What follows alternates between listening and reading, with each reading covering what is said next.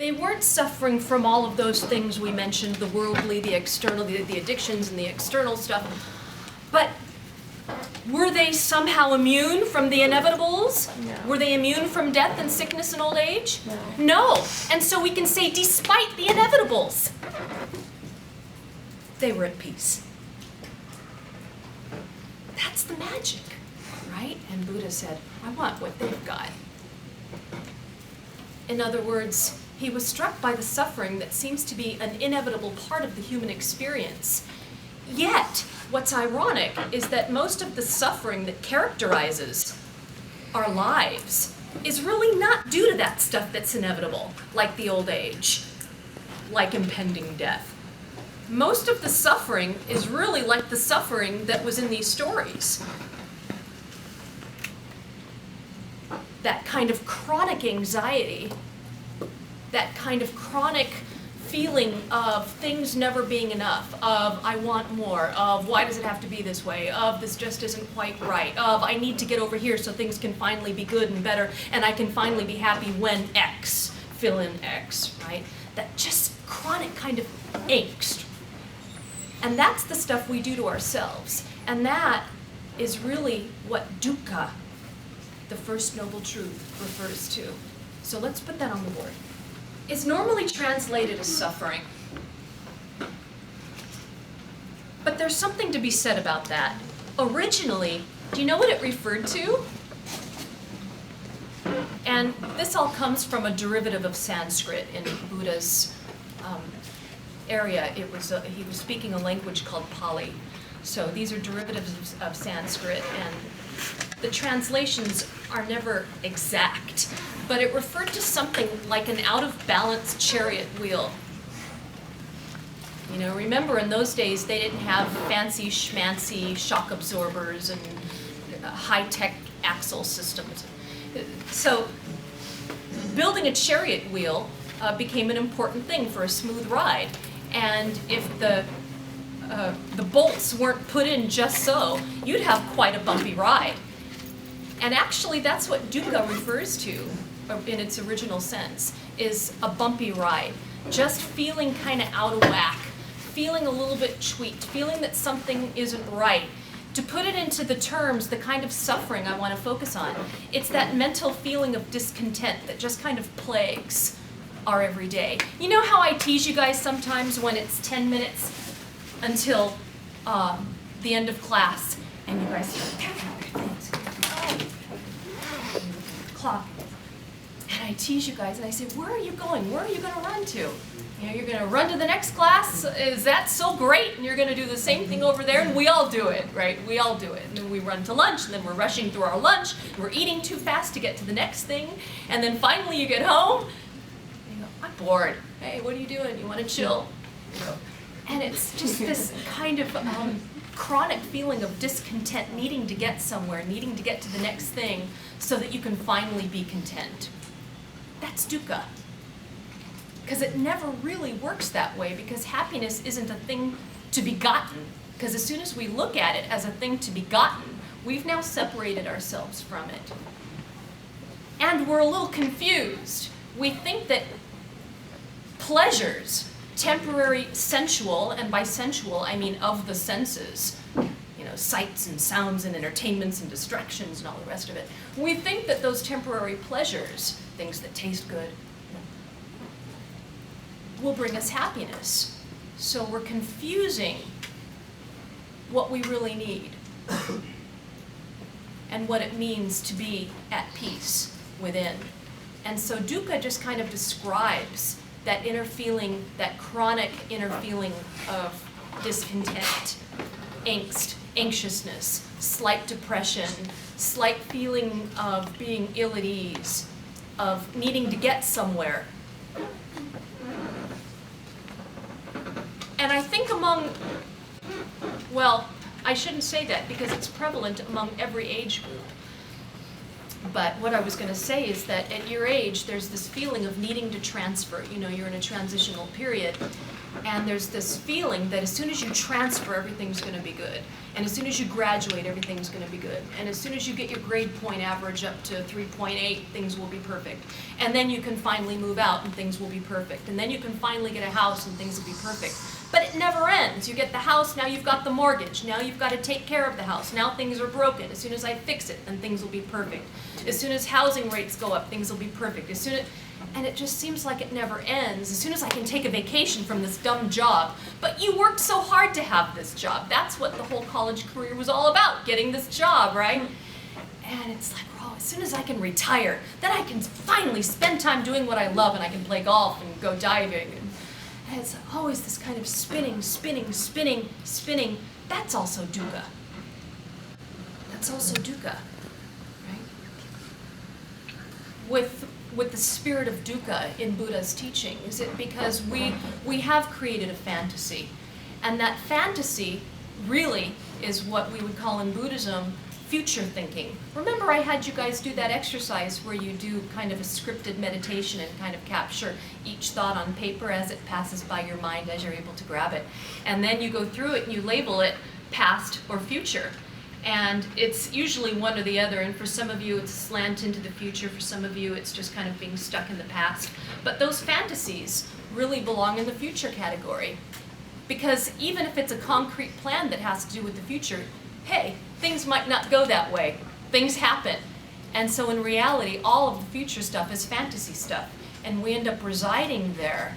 And that's actually one interpretation of Buddha's middle path. It brings us back to now, which is the only thing there really is. But somehow we miss it because we're in this idea that things are finally going to get good. When? Blank, right? I want to get a little more particular. Now that I've given sort of a general overview of the spirit of dukkha, I want you to know that there are 3 different types of suffering that Buddha looks at in particular.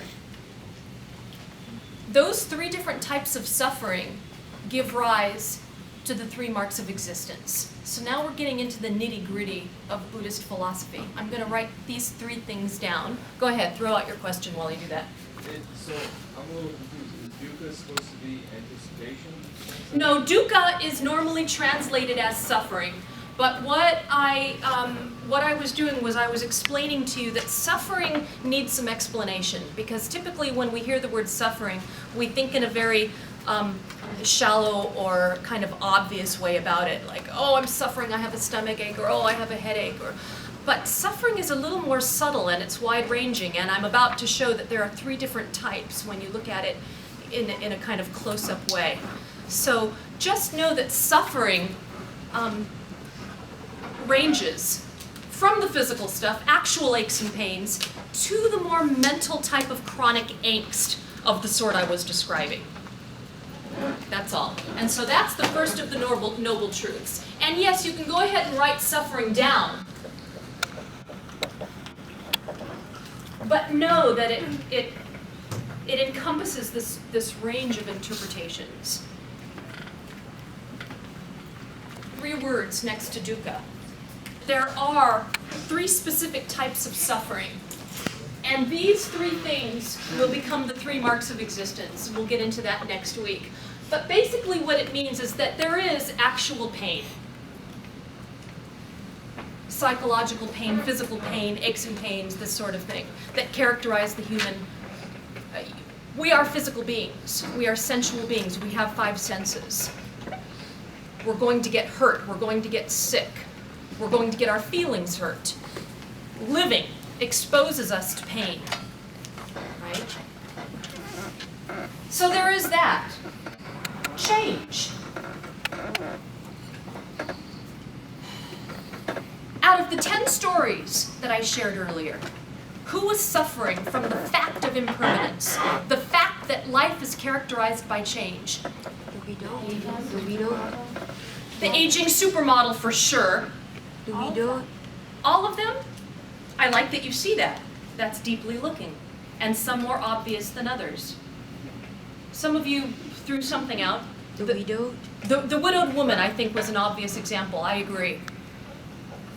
It was very hard, and it can be very hard. And there's no reason, we're not out to point our fingers. It's with compassion we can understand that it's sometimes very hard to accept the reality of the flux of life. And it's indisputable, really, that things change, that we age, that at some point we're going to lose our loved ones. Whether we go first or they go first, or we no longer get along, or a million other stories, life has changed. And we see this, or parents unable to let go. And as a parent, I can completely sympathize with the story. Which one was it? The worried mother. Her son is off at war, for heaven's sakes. But you know what? That's the situation for every mother. Every time her child goes out of the house, or learns to drive for the first time, or goes off to school, or goes out on a date, or takes his or her first trip away from home. I mean, that's the situation for every parent. And getting to the point where we can reside and move with life's changes. You'll see as we progress through this is a way of lessening the intensity of that suffering. Being. What is being all about? Well, that's a little more profound. We're kind of peeling off the layers of these teachings. It's about how we are, how we experience our sense of being in this world. And Buddha recognized that when we experience ourselves as separate, that too increases our suffering. Because when we experience ourselves as separate in this world, it means I have more reason to compete with you.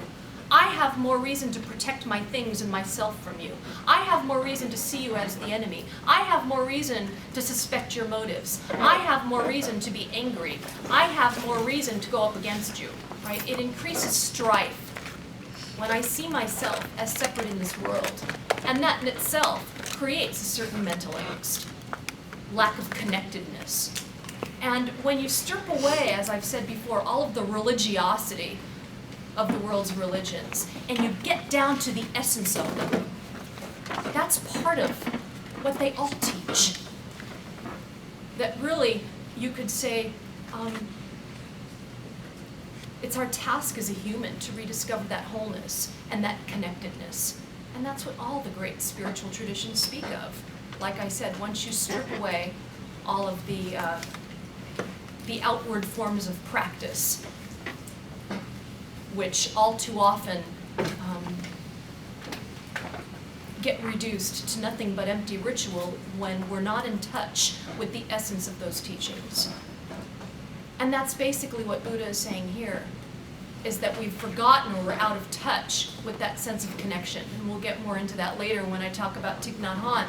He has a beautiful way of getting us in touch with that. But when we experience our sense of being as separate, then we run into a lot of trouble. Suffering leads us into what he called the three poisons: greed, anger, ignorance. Greed. It's what our whole civilization is built on, yet we're not quite in touch with that. Because I feel afraid, I need to keep up, I need to have more, because I'm looking for that security, that more of whatever it is will bring me. Anger and frustration come when life doesn't go my way and I feel I'm not able to get that security. Or others have gotten in my way, or others have stolen my thunder, or others aren't approving of me. Right?